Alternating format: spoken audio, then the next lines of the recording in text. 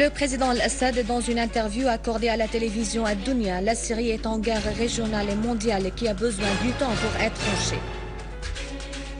L'Iran affirme la naissance d'un monde multipolaire où le mouvement du non-alignement pourrait assurer un nouveau rôle.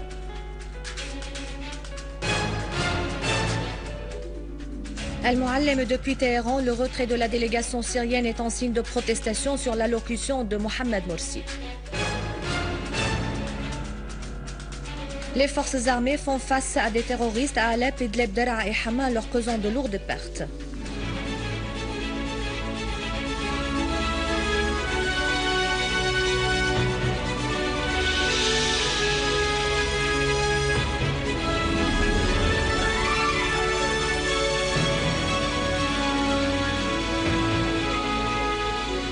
Bonsoir, tout de suite le journal. Le président Bachar al-Assad a affirmé que la surprise réside dans le caractère collectif et général de nos forces armées qui sont disponibles à sacrifier leur vie.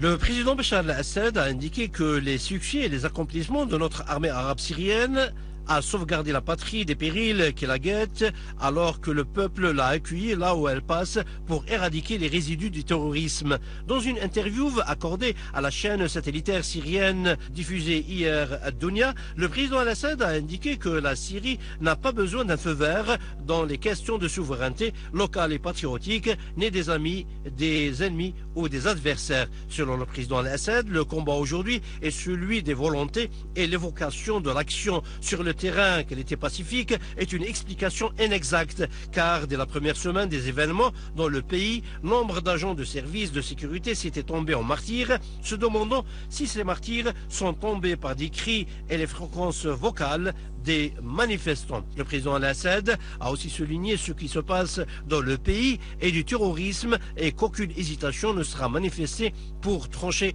la question par nos forces armées en usant des potentiels disponibles afin de mener avec héroïsme leurs opérations spécifiques. Le président Al-Assad a estimé que le navire n'est pas celui du régime mais celui de la patrie, et s'il est sauvé, le pays sera indemne, et c'est par hasard coule, toute la patrie coulera. Cependant, la base populaire vaste, c'est elle qui a sauvé le navire pour ne pas chavirer et non pas les élites. Le président a encore fait noter que nos forces armées ont besoin du temps pour pouvoir trancher définitivement la question et que la souveraineté de l'État syrien sur l'ensemble de ses territoires est permanente et indiscutable. Le président Al-Assad a indiqué que la Turquie assume la responsabilité directe de l'effusion de sang syrien, faisant la distinction entre le gouvernement turc et le peuple turc ami.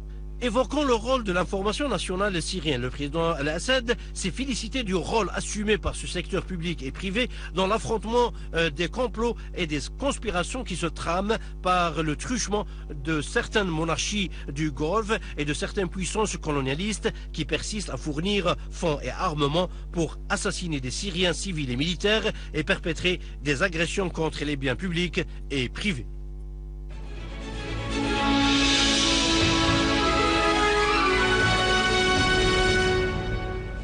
Le ministre des Affaires étrangères et des expatriés, Walid Al-Muallem, a affirmé que la délégation syrienne participant aux travaux du sommet du mouvement de non-alignement à Téhéran s'est retirée de la réunion du sommet durant la prononciation de l'allocution de l'ancien président du sommet, Mohamed Morsi, et ce, en signe de protestation contre son contenu qui constitue une sortie des traditions de la présidence du sommet et une ingérence dans les affaires internes syriennes et de refus de la provocation à la poursuite de l'effusion du sang syrien qu'avait compris l'allocution.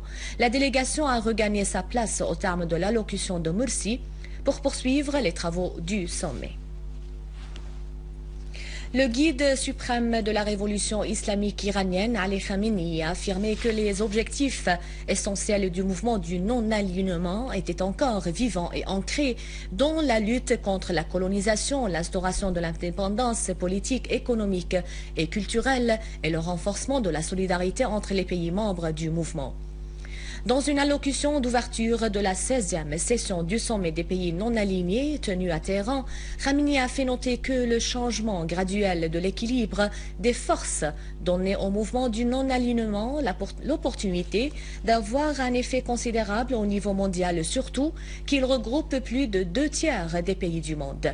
Khamenei a souligné que le Conseil de sécurité était fondé sur des mécanismes illogiques et injustes et que les États-Unis avaient exploité les mécanismes internationaux erronés pour imposer leur politique abusive au monde. Et le président iranien Mahmoud Ahmadinejad a déclaré dans une allocution à l'ouverture du sommet des pays non alignés à Téhéran que le monde lutte contre la famine alors que les guerres sont imposées sur les nations pour augmenter les gains des pays occidentaux via la vente d'armes.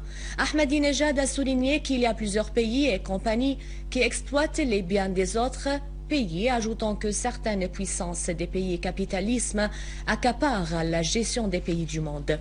Le président Nejad a fait noter que le Conseil de sécurité n'a rien fait au profit du peuple palestinien que de renforcer l'entité sioniste, ajoutant que les nations et gouvernements indépendants ne peuvent pas recourir au Conseil de sécurité pour récupérer leurs droits, tout en appelant à entamer des réformes radicales au sein de l'Organisation des Nations Unies.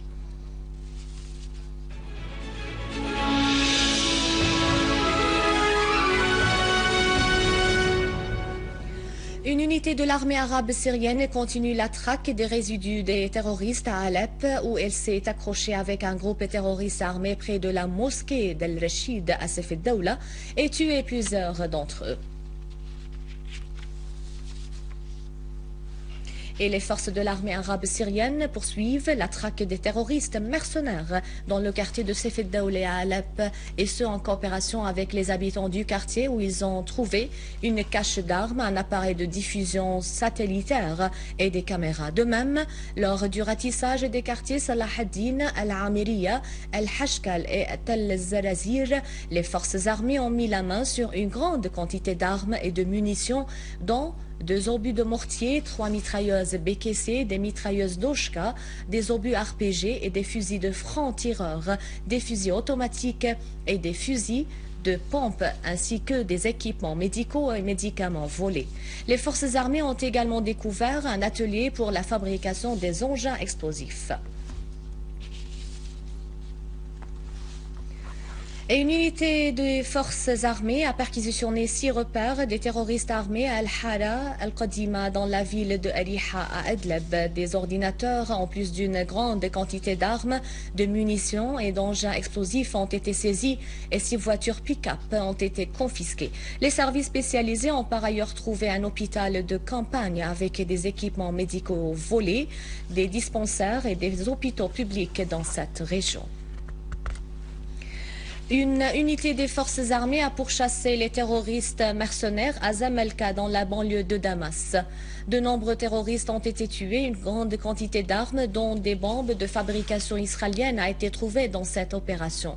À l'appel des habitants des forces de l'armée arabe syrienne, c'était intervenu à Zamalka pour traquer les groupes terroristes armés qui y sévissaient. Des accrochages ont par ailleurs éclaté entre une unité des forces armées et des terroristes armés près de la grande mosquée à Zamalka.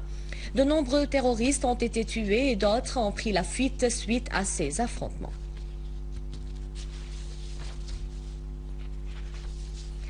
Les services spécialisés ont trouvé des pièces antiques volées dissimulées dans une cache des terroristes armés dans le village de Qarqad, dans le gouvernorat de Hama.